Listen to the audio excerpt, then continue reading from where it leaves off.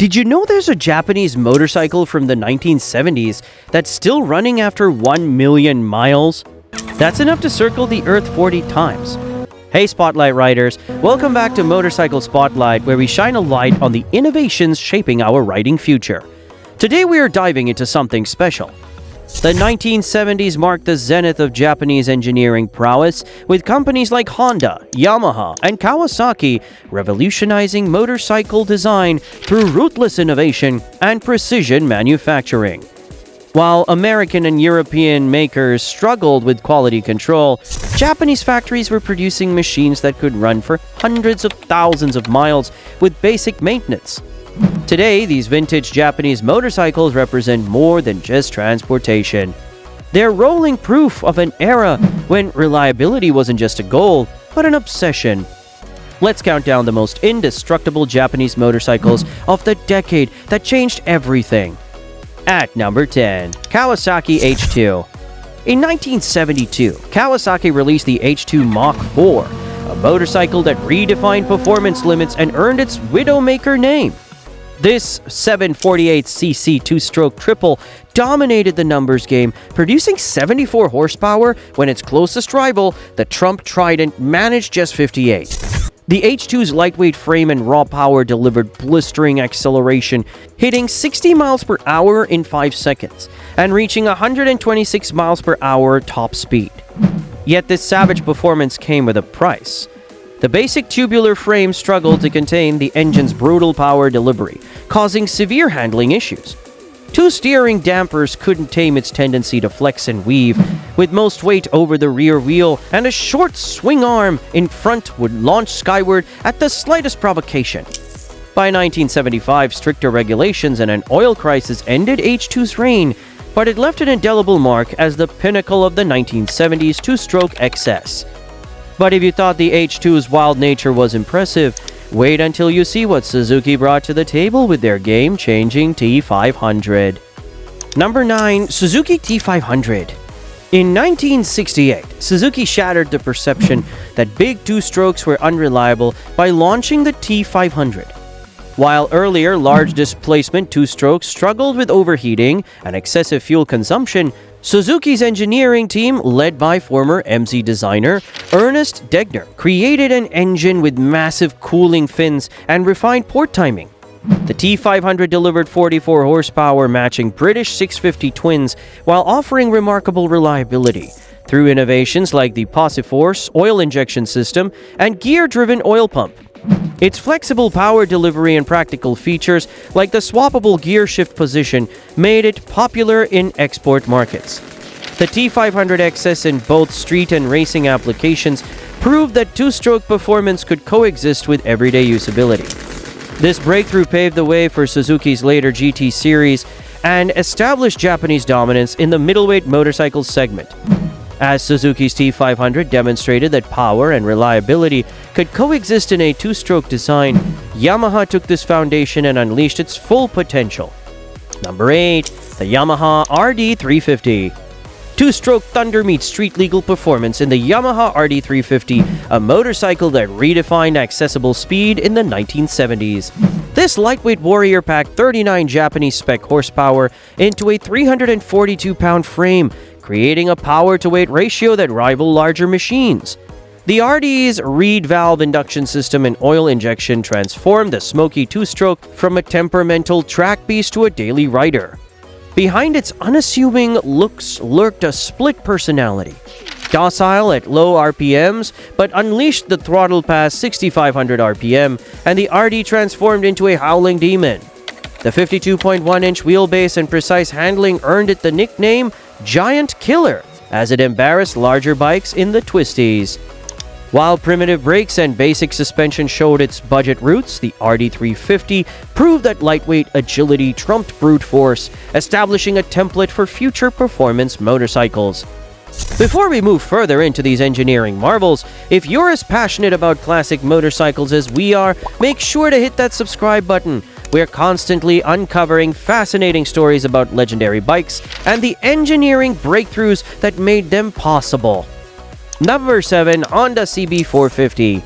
The Honda CB450's Black Bomber nickname emerged from its menacing all-black finish and explosive performance that shook the British motorcycle industry in 1965. Packing Honda's first dual overhead cam engine, this 444cc parallel twin delivered 45 horsepower, matching larger displacement competitors while maintaining legendary Japanese reliability. The CB450 revolutionized motorcycle engineering with its precise valve control and 9,000 RPM redline. While early models faced some teething issues with their complex tappet system, Honda quickly refined the design. By 1967, the 5-speed transmission and improved suspension transformed the CB450 into a proper gentleman's express. This technological triumph marked Honda's decisive move from lightweight bikes to serious performance machines.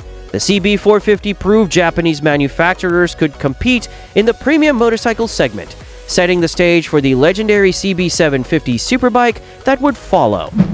But impressive as the CB450 was, Honda wasn't done pushing boundaries. Their next creation would prove that sometimes the sweet spot lies right in the middle. As Honda's CB450 carved its niche in the mid-size market, consumer research revealed an appetite for more power. The CB500-4 emerged in 1971, channeling the CB750's DNA into a lighter, more accessible package.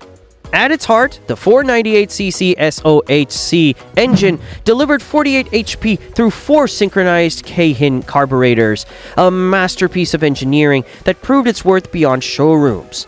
The CB500's racing pedigree shone brightest in 1973 when Bill Smith clinched victory at the Isle of Man production TT, outpacing Stan Wood's Suzuki T500 by 8.2 seconds.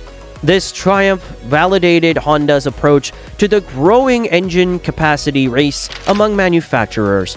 While the American market transitioned to the CB550 by 1974, European riders embraced the CB500 until 1978, cementing its legacy as a versatile performer that balanced power with practicality. As the motorcycle world marveled at Honda's achievement, few noticed the quiet revolution brewing in Suzuki's engineering department, one that would challenge everything riders knew about engine cooling. Number 5. Suzuki GT750. In 1972, Suzuki unveiled its radical GT750, dubbed the Water Buffalo for pioneering liquid cooling in motorcycles. While enthusiasts anticipated a high-strung performance machine to battle Kawasaki's fierce two-stroke triples, Suzuki took an unexpected path. The GT750's smooth-running, torque-rich engine and touring-oriented design established it as the sophisticated grand tourer of its era.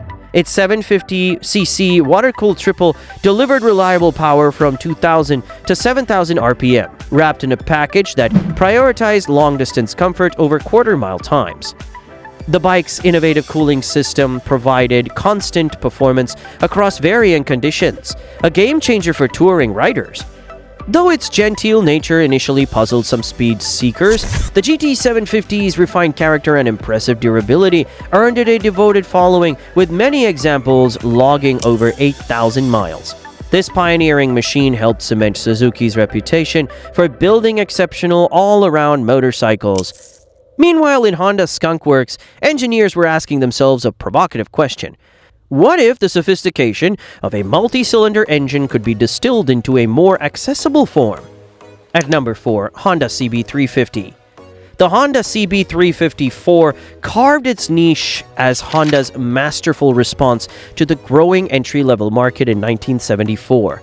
This lightweight marvel-packed 34 HP from its Joule-like 4-cylinder engine, proving that good things come in small packages. While its modest displacement required frequent maintenance with oil changes, every 2,500 kilometers, riders embraced its high-revving character and nimble handling. The bike's reliability shone through demanding European tours, conquering the Fluela and Bernina passes with grace.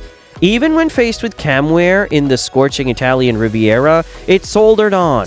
The CB350-4's true genius lay in its versatility, equally at home carving through local roads or tackling cross-country adventures. With its 155 km/h top speed and precise handling for the steel frame, it delivered an engaging riding experience that helped establish Honda's reputation for engineering excellence. The motorcycle world was about to discover, however, that Kawasaki had been quietly developing something extraordinary in their R&D department, a machine that would make the ground shake and records fall. Number 3. Kawasaki Z1 Z900. In 1972, Kawasaki shattered expectations with the 903cc Z1, unleashing unprecedented power for a mass-produced motorcycle.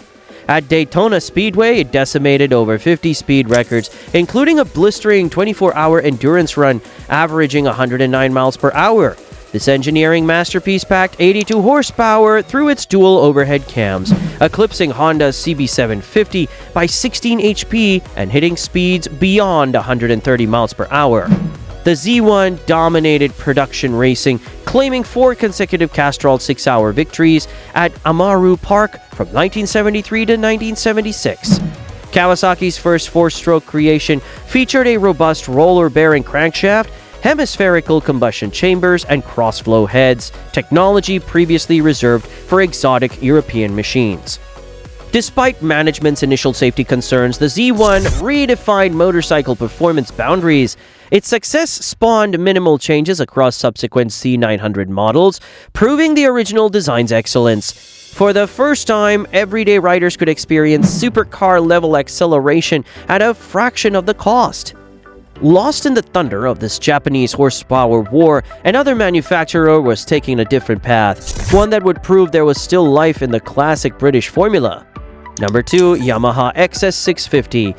The Yamaha XS650 emerged as Japan's answer to British motorcycling tradition, but quickly carved out its own legendary status. First rolling off production lines in 1968, this parallel twin brought reliable Japanese engineering to a market dominated by temperamental British bikes.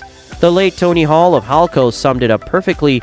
They're just like an old Triumph twin, except you don't have to push them home. While British manufacturers struggled with quality control, Yamaha refined the formula.